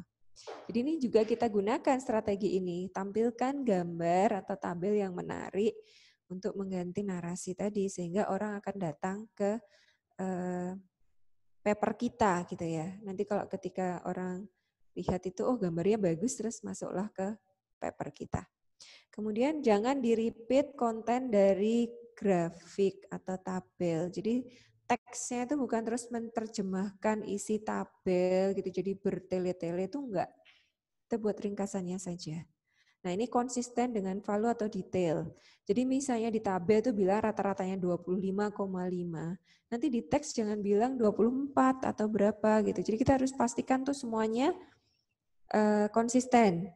Atau misalnya tadi di tabel atau di grafik itu satuannya miligram per desiliter, nanti di teks jadi mikrogram per mili misalnya gitu. Wah itu bisa bingung yang baca. Nanti dia pas konfirmasi gitu, wah ini kok nggak nyambung ya gitu. Padahal kita sebenarnya pakai satuan yang beda gitu, atau kita salah citasi. Jangan sampai terjadi seperti itu. Ini saya bandingkan antara tabel, figure sama teks. Kalau tabel kita bisa menuliskan precise value-nya atau nilainya yang pas. Ya, dia bisa membandingkan data poin masing-masing itu dengan jelas. Oh nilainya ini 25, yang kelompok ini tuh 24, yang kelompok ini tuh 23. Tapi kita nggak bisa lihat trennya gitu. Tapi kita tahu nilai precise-nya. Jadi spesifik karakteristik presence of absence itu bisa juga dengan tabel. Kemudian kalau dengan figur itu angka-angka biasanya nggak terlalu spesifik. Bisa juga kita tampilkan kalau cuma sedikit. Tapi kalau banyak nanti figurnya jadi isi banget gitu ya. Jadi overpopulated, nggak enak dilihat. Ini biasanya hanya sedikit angka atau huruf yang ada di sana. Kemudian dia juga bisa menunjukkan tren atau gambar perbedaan itu lebih jelas terlihat gitu. Nah, ini biasanya kita bisa menggunakan gambar untuk menyampaikan sesuatu yang susah kita deskripsikan dengan kalimat. Ya, misalnya proses gitu. Kalau kita ngomong proses itu dengan gambar akan lebih gampang daripada dengan kata-kata. Gitu ya, atau gambar detail gitu juga lebih enak menunjukkan gambar. Kalau teks itu nggak ada complicated data atau ekstensif, cukup ringkas saja. Kemudian mungkin dengan teks itu kita bisa menambahkan data-data yang enggak yang utama gitu ya. Misalnya hanya sedikit subjek yang lost to follow up gitu. Karena itu di baseline demografik nggak ada tulisan lost to follow up, kita bisa tambahkan di teks. Itu misalnya. Nah ini kalau kita mau milih mana yang paling baik untuk mempresent data kita harus tahu kita tuh mau mempresentasikan apa sih, perbandingan antar grup, atau komposisi dalam satu populasi, atau distribusi dalam populasi, atau hubungan antar variabel. Kita tanya dulu nih, jadi pas bikin cerita tadi, ini yang mau ditampilkan apa sih? Oh saya mau membandingkan antara kelompok yang dikasih treatment sama yang enggak. Ya pilihlah moda-moda atau bentuk yang paling sesuai untuk menampilkan comparison. Ya, jadi ini the right chart itu apa? Ya, misalnya kita mau akhirnya kita memilih untuk menggunakan chart gitu ya.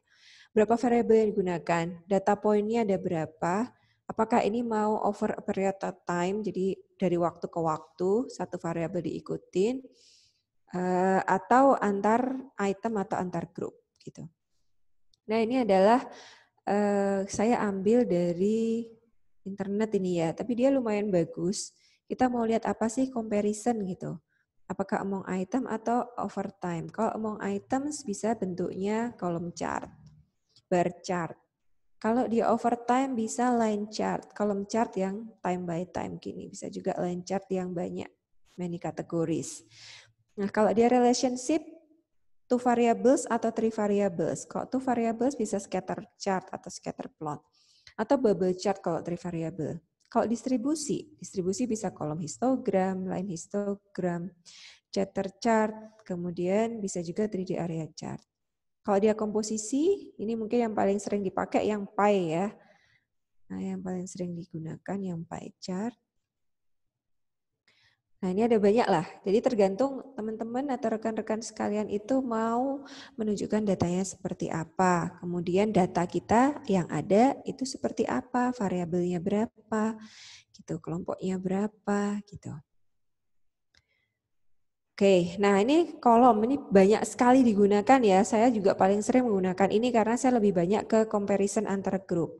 Ya, jadi kolom chart ini membandingkan value dari beberapa kategori berdasarkan waktu. Dia paling bagus untuk smart number. Kalau dia itu banyak, nah itu bisa lebih baik jangan pakai bar aja. Kemudian ini misalnya kolom histogram itu menunjukkan distribusi dan relationship dari single variable over a set of categories. Kemudian kalau stack column chart ya ini jadi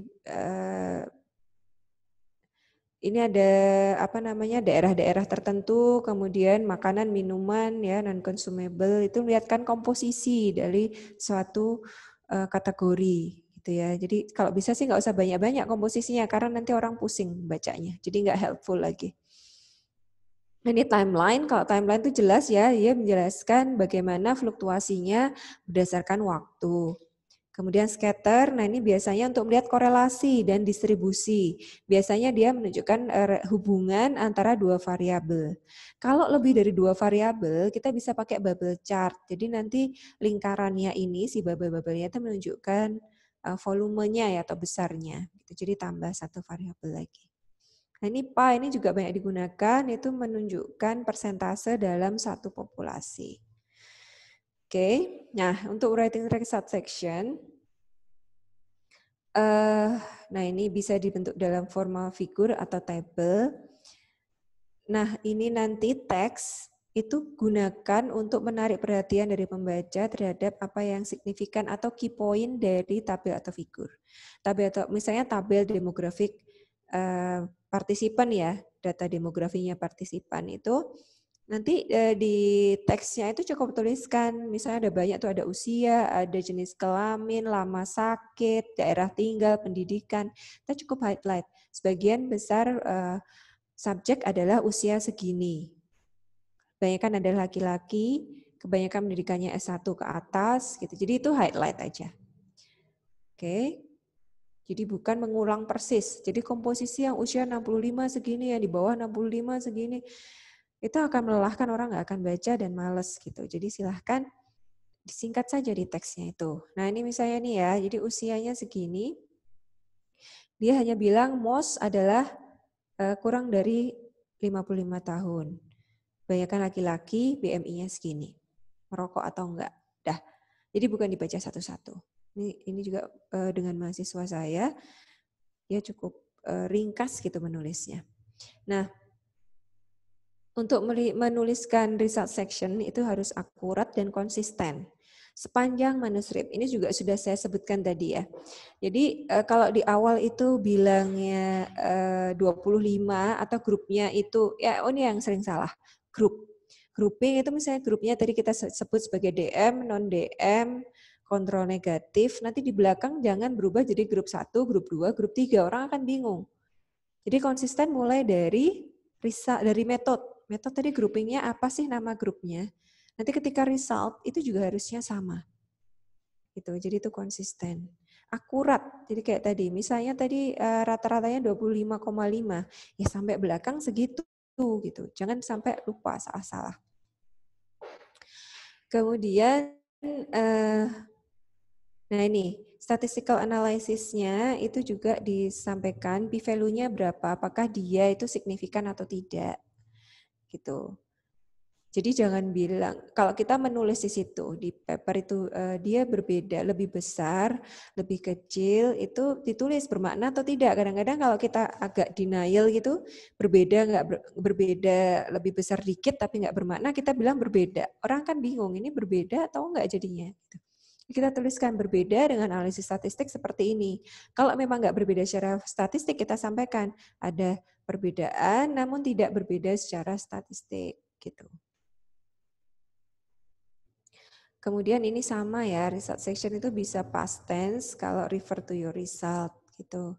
Misalnya ini juga sama, dia bilang fibroblast migration was inhibited more by paracetamol and metamizole compared with control group.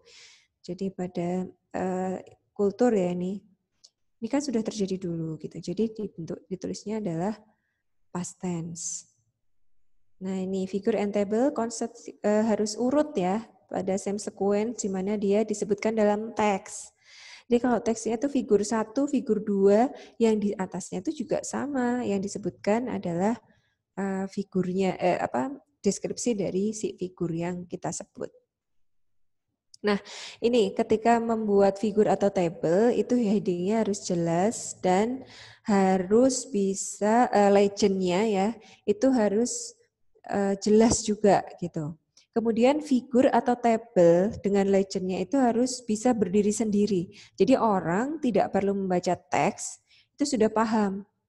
Jangan kita ngasih figur, nggak ada penjelasannya gitu. Ini A, B, C ini apa gitu. Orang-orang bingung A itu apa, B apa, C apa. Terus kita kasih asterik gitu, tanda bintang misalnya. Tapi nggak ada penjelasan bintang ini maksudnya apa gitu. Nah, ini perlu dijelaskan dalam figur legend tadi, figur atau table atau graph. Nah, ini biasanya singkatan-singkatan harus ada di dalam legend, sample size, hasil statistiknya bagaimana, kemudian brief description bagaimana data didapatkan. Nah, ini contohnya ya, ini juga dengan mahasiswa S2 yang barusan juga, dia menuliskan nih asterik artinya apa, statistik analisisnya bagaimana, kemudian A itu apa, B apa, C apa, D apa, itu dituliskan dengan jelas di sini. Kemudian CC, NCC itu artinya apa. Jadi orang baca ini saja sudah paham. Ini juga misalnya gambar, ini gambar apa sih A, B, C, dikasih anak panah, ini highlight-nya apa toh? Oh ini sel sehat, ini sel yang fibroblast, ini sel yang adiposit, yang mana itu ditunjukkan. Terus di sini saya menunjukkan droplet lipid dalam adiposit setelah didiferensiasi. Ya kita tunjukkan gambar adipositnya gitu. Di highlight. Jadi kalau cuma gambar orang akan bingung ini maksudnya apa gitu. Ya, jadi itu akan membantu sekali untuk yang baca. Oh, itu slide terakhir saya. Itu saja. Terima kasih atas perhatiannya. Saya kembalikan waktunya kepada Dr. Ratih sebagai moderator.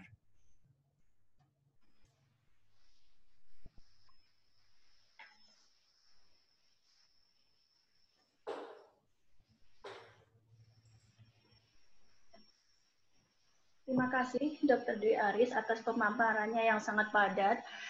Di sini sudah banyak pertanyaan. Yang pertama dari Anggi UGM, pentingnya lisensi dalam software statistik. Apakah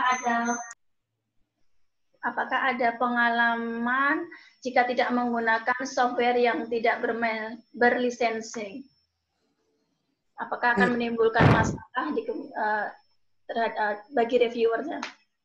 Oke, kalau ini sejujurnya saja, saya sendiri menggunakan yang berlisensi, menghindari tidak menggunakan yang berlisensi. Walaupun berdasarkan pengalaman saya juga nggak banyak-banyak banget sih. Nggak ada yang menanyakan sih.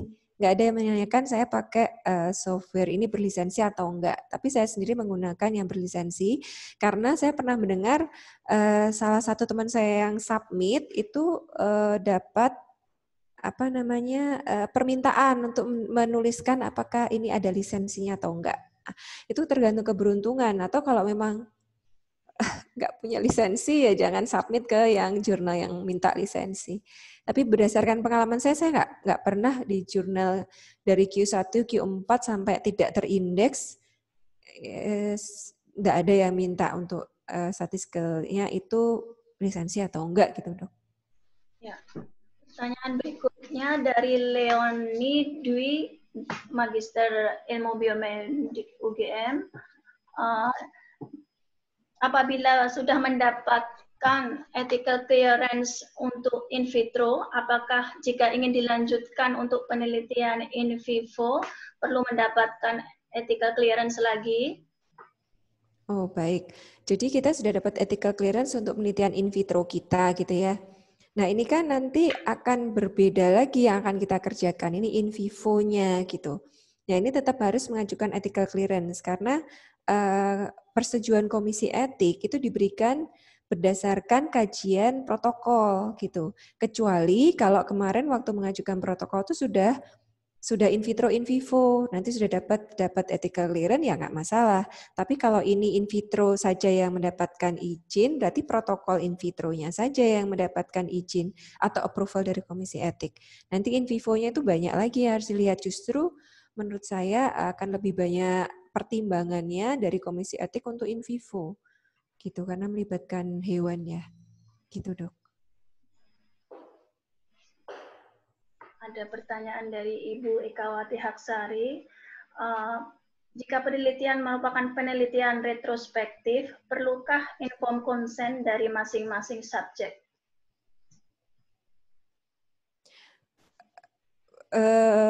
Penelitiannya seperti apa? Misalnya dia rekam medis. Yang saya lakukan, saya juga sering melakukan penelitian menggunakan rekam medis. Data misalnya penggunaan antibiotik post operasi gitu ya. Saya nggak akan mengotak-atik pasiennya gitu. Saya hanya pakai data rekam medis. Karena rekam medis punya rumah sakit, ya saya izinnya ke rumah sakit. Kecuali nanti saya harus, kecuali data ini kemudian harus menelpon atau menghubungi pasiennya lagi. Misalnya nanti sekarang pasiennya masih hidup atau enggak gitu. Mau dihubungkan dengan data yang retrospektif tadi. Nah ini harus informed consent lagi. Itu kalau ethical approval tetap harus diajukan. Karena kalau saran saya tetap saja diajukan. Toh kalau tidak ada masalah etiknya dari komisi etik itu akan langsung disetujui gitu. Jadi nggak masalah. Jadi penelitian retrospektif juga tergantung tujuannya apa gitu ya.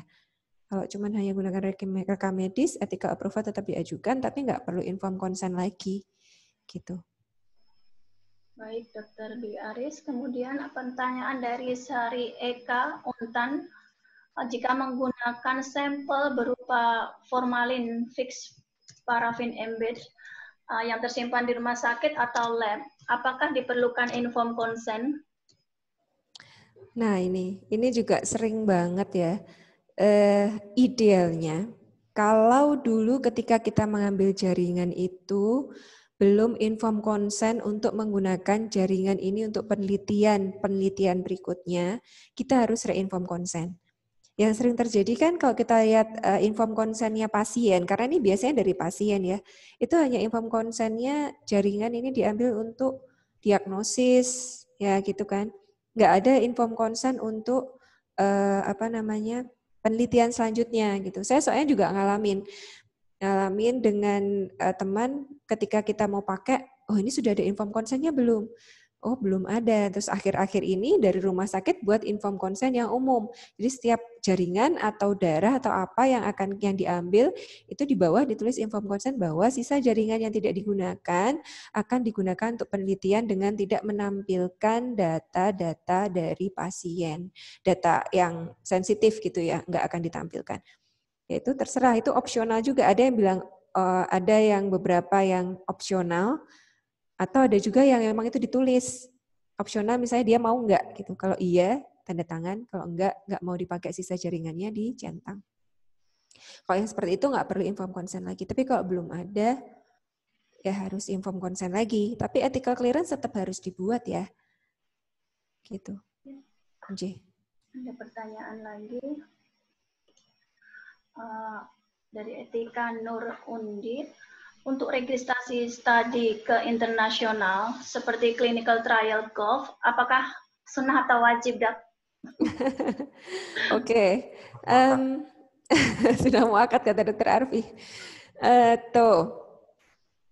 Kalau ini tergantung kita besok niatnya mau submit kemana gitu. Sebenarnya nggak semua clinical trial didaftarkan, tapi sebaiknya didaftarkan karena ada beberapa nanti akan minta ID-nya ini gitu. Tapi sebenarnya nggak salah juga sih kalau nggak dicantumkan gitu. Jadi ya monggo itu pilihan saja gitu. Oke dokter, ini masih ada pertanyaan dari Dian Unpad. Jika menggunakan data sekunder dari sebuah komunitas, misal komunitas lansia, apakah diperlukan informed consent dan critical clearance untuk menulis sebuah artikel? Jadi prinsipnya kalau kita menggunakan data, apalagi ini menggunakan data dari manusia ya, saya saja mengambil survei dari lansia juga, saya pernah ini survei lansia, dia hasil kuis gitu, hasil kuis belajar tentang nutrisi sebelum sesudah. Itu pun harus inform consent dan ketika saya submit, saya diminta oleh komisi etik untuk mendapatkan ethical approval dulu. Jadi ini sebenarnya sudah selesai karena pengabdian masyarakat ya. Jadi saya dapat data dari lansia, dari volunteersnya gitu, dari sukarelawan tuh datanya ini aja dok, silahkan dipakai. Kan ini pengabdian masyarakat. Tapi ketika saya tulis jadi paper itu jadi seperti penelitian oleh komisi etik pun akhirnya disuruh meminta gitu, suruh bikin inform consent dan kemudian harus dapat etika approval dari komisi etik. Jadi seperti itu pun harus. Masih ada pertanyaan dok. Kalau menggunakan rekam medis di rumah sakit, masih perlukah inform consent? Kalau rekam medis sih enggak ya, enggak perlu. Asal kita enggak mengapa-apakan pasien ya. Inform consent enggak perlu, tapi ethical approval sebaiknya tetap dibuat. Ini yang Mbak Hansna Unja tadi sudah dijawab ya, hampir sama pertanyaannya. Oh iya. Kemudian dari Atia UGM, misalkan sebelumnya sudah mendapat izin ethical clearance untuk penelitian menggunakan sampel hewan dan partisipan manusia, tapi ternyata tidak jadi menggunakan partisipan manusia. Apakah harus mengajukan ethical clearance ulang? Hanya hewan saja. Oke, tapi kan sudah dapat izin ya untuk hewannya. Kalau sudah berarti nggak perlu mestinya. Gitu. Andai kata ada perubahan pada protokol kita tinggal mengajukan amandemen. Jadi bukan ngulang dari awal lagi. Kita amandemen bahwa penelitian kita berubah. Itu namanya amandemen. Jadi misalnya tadi niatnya pakai hewan sama manusia, tapi ternyata manusianya nggak jadi karena ada COVID gitu ya misalnya, terlalu berbahaya. Ya udah kita tulis amandemen yang berubah tidak menggunakan subjek human gitu. Atau protokol berubah misalnya cara pemberian obatnya berubah atau frekuensi pemberian obatnya berubah. Itu juga kita nggak perlu submit ulang protokol semuanya, cukup amandemen saja. Demikian. Pertanyaan lagi. Bagaimana inform consent dengan menggunakan aplikasi online atau Google Form? Apakah diperbolehkan? Ini yang susah. Saya bukan ahli komisi etik, tapi saya pernah menjadi partisipan dari suatu studi yang inform consent-nya itu bentuknya adalah Google Form atau aplikasi online gitu. Ya kan sebenarnya itu inform consent juga ya, kalau kita mau download terus kemudian mau install kita harus setuju atau nggak setuju gitu ya. Itu mirip seperti itu. Tapi kalau inform consent-nya ini mau ngambil darah, mau apa atau mau tindakan itu ini saya nggak tahu persis ya, tapi itu mestinya kan ada saksi dan sebagainya gitu ya. Nah, itu kan mestinya ya tetap harus tatap muka, penjelasannya dan sebagainya. Karena inform consent itu kan nggak hanya tanda tangan sebenarnya. Inform artinya kita benar-benar menjelaskan dan yang dijelaskan tuh jelas hak dan kewajibannya. Jadi kalau kita baca, apakah yakin itu dibaca dan paham? Nanti tahu-tahu di tengah yang sering terjadi kan kita inform consent aplikasi install kita nggak pernah baca kan ya, langsung di oke keburu pengen install gitu. Itu yang sering terjadi saya maksudnya. Mungkin kalau teman-teman dibaca semua yang deret-deret itu. Gitu Dokter Ate. Hampir semua pertanyaan sudah dijawab ya dok. Terima kasih sekali kepada Dr. Dwi Aris yang sudah memberikan materi pada siang hari ini yang sangat padat dan detail. Saya berharap dengan detailnya materi tadi itu tidak mengurangi kepercayaan diri kita untuk menulis suatu manuskrip. Terima kasih Dr. Ate. Terutama di masa pandemi seperti ini, mungkin menulis merupakan waktu kita akan lebih fokus dan banyak Semoga dengan adanya pelatihan menulis manuskrip dan pada siang hari ini materi result, methods, dan discussion oleh Dr. Hamim dapat menambah kepercayaan diri kita sehingga dapat menyelesaikan tugas-tugas penulisan yang masih belum terbengkalai. Kepada Dr. Dwi Aris, terima kasih banyak. Kepada peserta juga terima kasih banyak telah mengikuti dari pagi sampai sore hari ini. Mungkin ada pesan dari Dr. Arfi? Oh, pesan. Assalamualaikum warahmatullahi wabarakatuh. Waalaikumsalam. Alhamdulillah sudah hampir selesai ya. Sudah selesai untuk materi sekarang. Karena ini saya harus berpesan ya. Maka pesan pertama, untuk teman-teman semua sudah menerima email tentang manuskrip ya. Ada 4 manuskrip dan juga Google Form. Silahkan nanti diisi.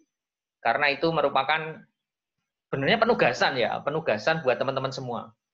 Ya, salah sendiri ikut, maka ada penugasan. Buatan ya, terima kasih atas keikutsertaannya. Tapi wajib ain ya. Sekali lagi itu buat mahasiswa angkatan 2018 MIB yang mau lulus bulan Juli ya. Yang mau lulus bulan Juli. Ingat ya, Anda belum lulus. Nah, itu kata-kata Dad Father.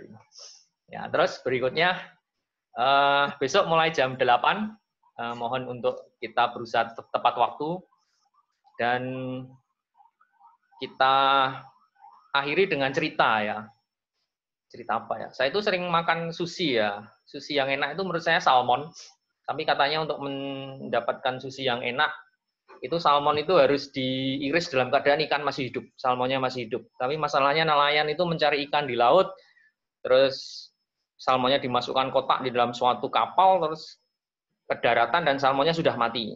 Apa yang dilakukan oleh nelayan? Mereka memasukkan hiu-hiu kecil ke dalam kotak salmon.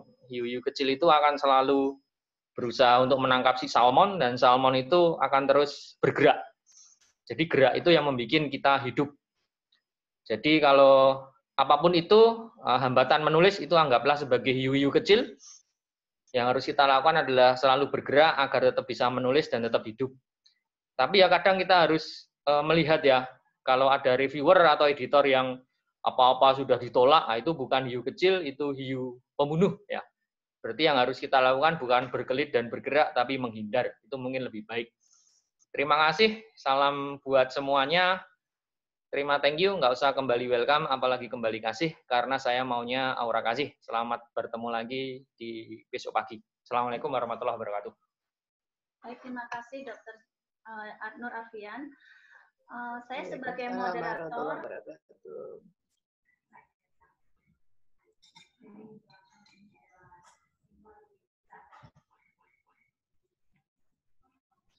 Masih ada sesi lanjutan dari workshop kita tentang praktikum dan introduction and submission. Baik, terima kasih. Saya sebagai moderator mohon undur diri. Terima kasih atas perhatiannya. Wassalamualaikum warahmatullahi wabarakatuh. Waalaikumsalam.